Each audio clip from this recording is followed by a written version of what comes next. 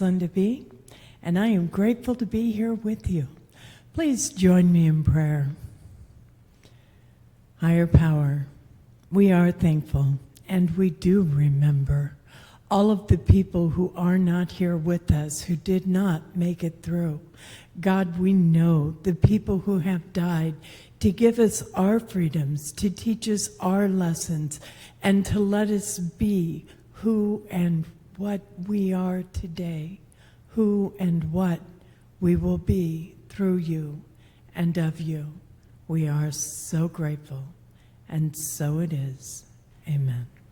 The name of my talk today is Being Present, or Putting the Brakes On. As we go back a little,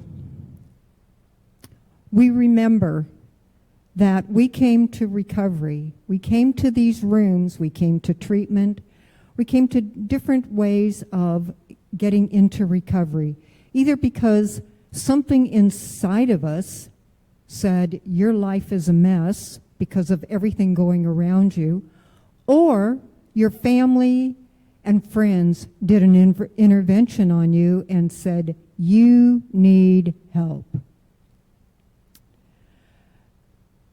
We lost everything. We've lost jobs, we've lost family, we've lost friendships, we've lost ourselves. We have, again, our life is an absolute chaos. So coming into recovery, we started going to 12-step meetings. We found new friends. We got involved with a sponsor who was there to give us direction. And one of the key things about helping us get out of ourselves was getting into service work.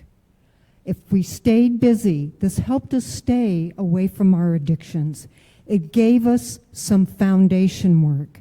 It gave us the ability to be useful, to help others, where before, when we were in our addictions, it was all about where's my next drink, where's my next drug, where can I go to gamble, what foods did I want to eat, what shopping did I want to do. All of that was centered on us. Now we were being taught to serve. So we start in our 12-step recovery, in all of our recoveries, that we're building a new life. We have a job. We keep the job. And that's a first for a lot of us, because maybe we had good intentions, but always our drugs gave us away and we would lose it. We start building friendships. We start hanging out with people who don't use drugs and alcohol. They find that you can have fun without being high or loaded or drunk. You're also at this time being taught that there is something outside of you that is a higher power. You're learning to turn your life over to something outside of you. And sometimes in the beginning, that is your 12-step meetings or your sponsor or the group itself.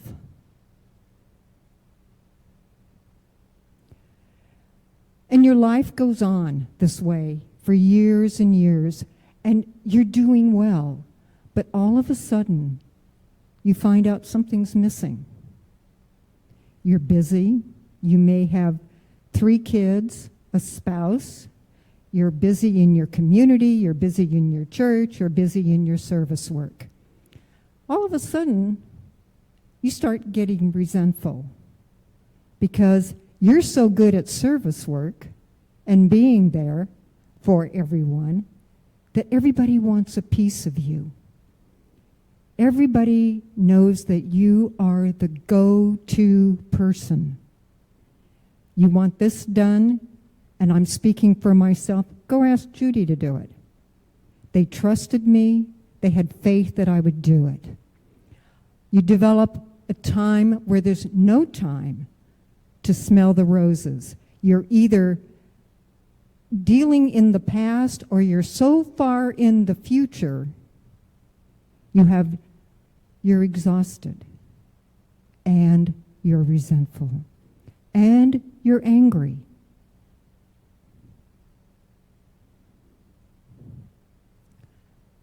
Even though you have all of these good things going for you in your life with regard to family, relationships, a job, the service work, getting to a place of where you're angry and on overload is very, very slippery ground. It's very, very slippery because you have no time for you. So it's time to beef up your connection to a higher power. You've done the steps, but maybe it's time to go back and revisit steps 11 and 12 and take it into a deeper place for yourself. A deeper place, learning to listen, learning to meditate deeper. What is it saying? You know, one of the things that I got to learn through this is putting myself first. What does that mean? That's foreign to me. It was very foreign because I was always there for everyone. But you know, I was no longer using the destructive addictions to go through life. But if you're like I am, we were busy, busy, busy, busy, busy. But now it was time to take time for ourselves. But you know, in staying busy, we got to hide from what we felt, what we needed. And maybe this sounds foreign to you, but being that busy, and you've been in recovery for a lot of years, being busy can be very, very addictive.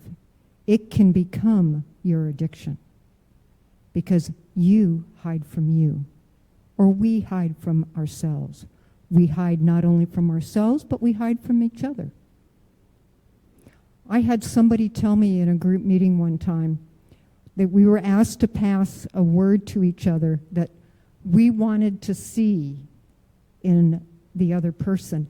And the word I got handed was by a very dear male friend of mine, and the word was authenticity. So I looked good on the outside, I spoke well, I spoke what you wanted to hear, but that wasn't me. So this busyness and everything being involved was an addiction. Who are you? Who am I? During this COVID-19 pandemic, this social distancing, my higher power has had a wonderful time with me. And there's an old saying that when the student's ready, the teacher appears. And it was about putting on the brakes, learning to live in the present. So what does that mean? You know, part of the song that Judy sang about the freedom, I am unlimited. When someone is so busy, being busy, they are limiting themselves because you're controlling your life. There may be times you are listening, but you're so much in the past, or we're so much in the future that we have no idea what God is trying to say to us. But as you start to learn to live in the present, be very gentle. This is a process too, just as each one of the steps is a process to growth.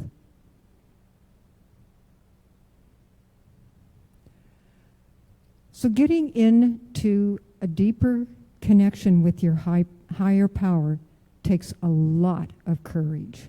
And that's the spiritual principle I'm introducing here. Courage.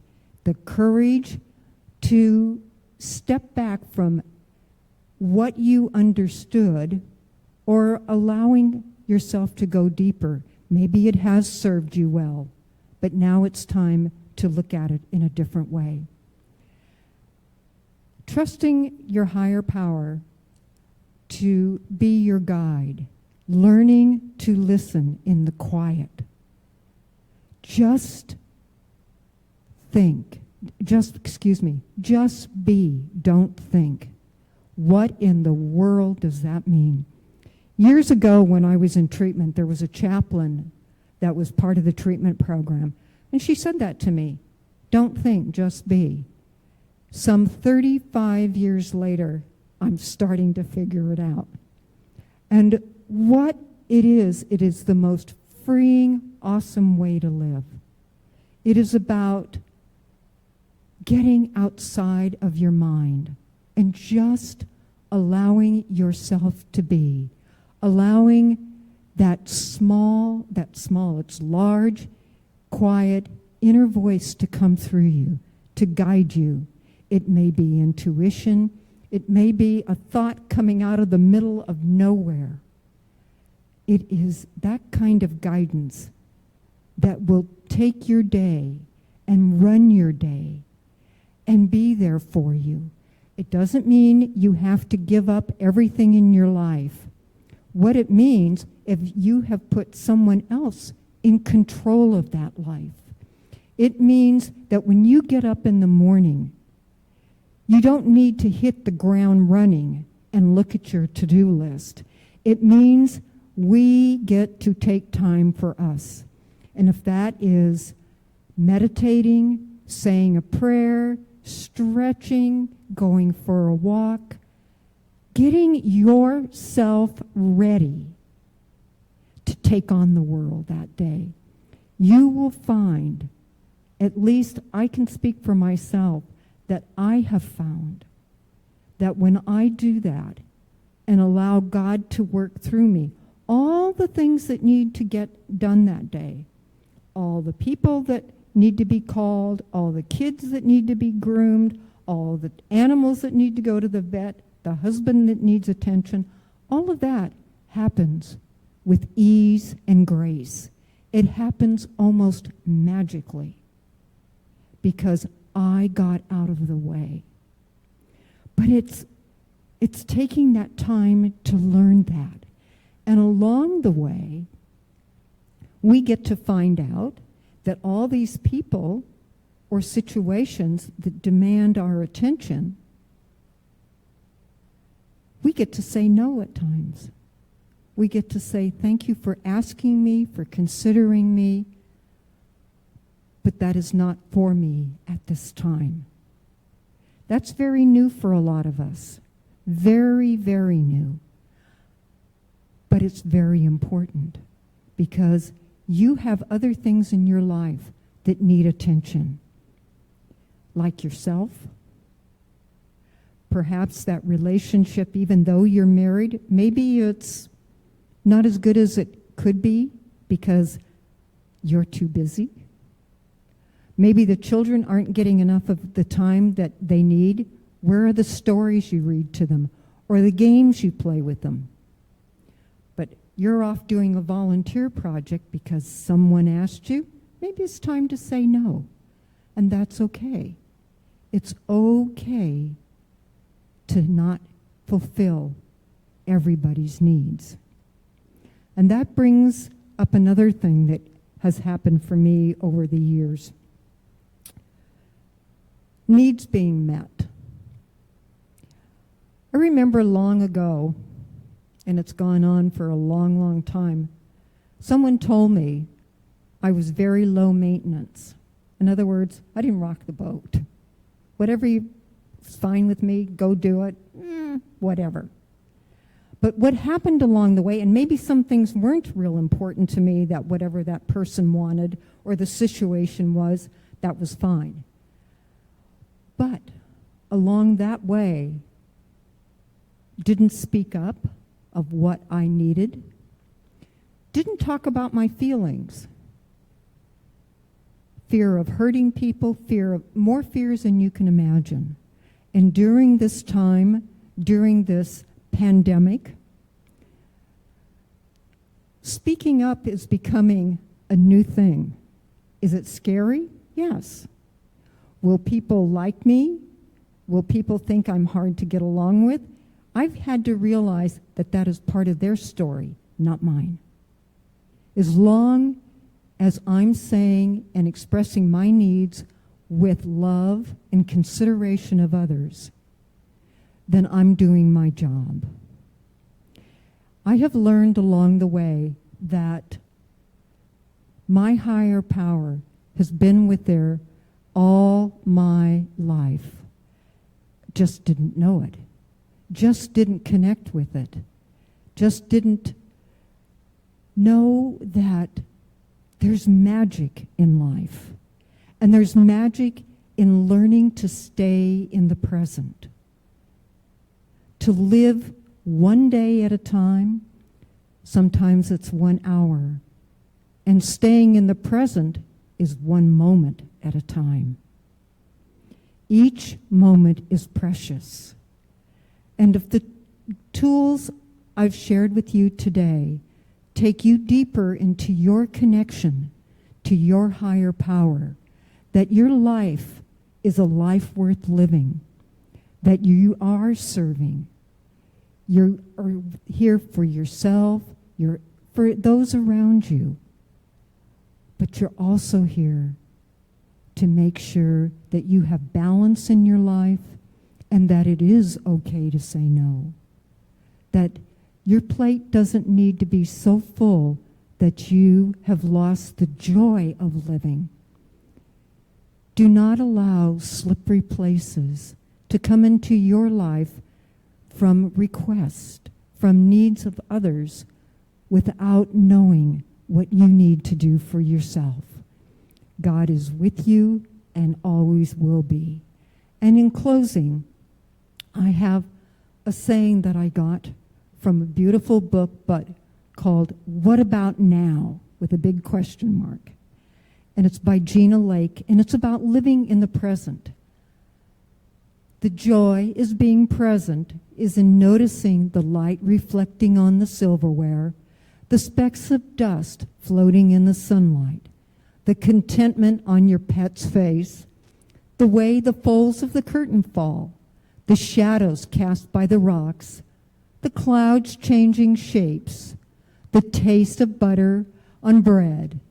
There is infinite variety available in this moment to enjoy. If you notice, but you have to be willing to notice the small things, the details, because they are often what sets the present moment apart from other moments. My prayer, my wish for you, go out and enjoy this day, 1 moment at a time. Please join me in our meditation.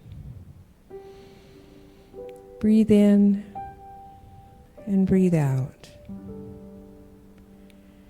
Begin to relax in the knowing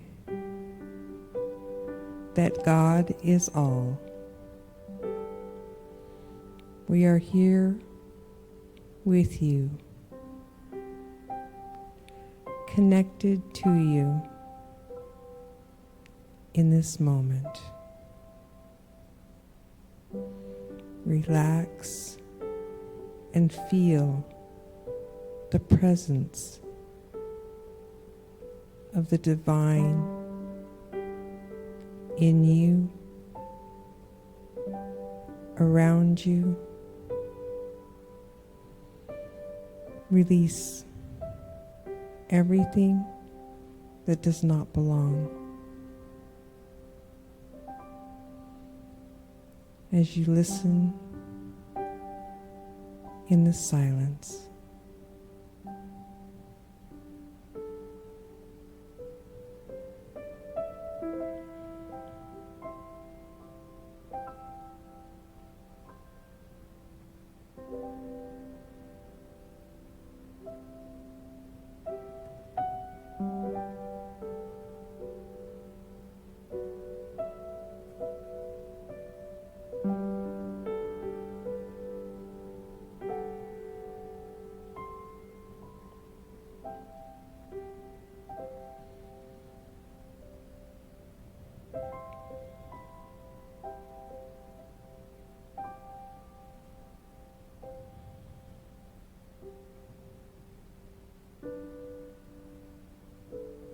as you begin to return slowly, letting go of all that does not belong. You come back to the understanding that your higher power is there with you. The love of God surrounds you, always. Amen.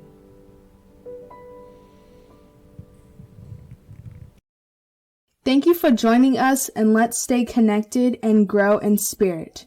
We are on Facebook. Search for Unity Church of El Cajon and follow us and like our posts.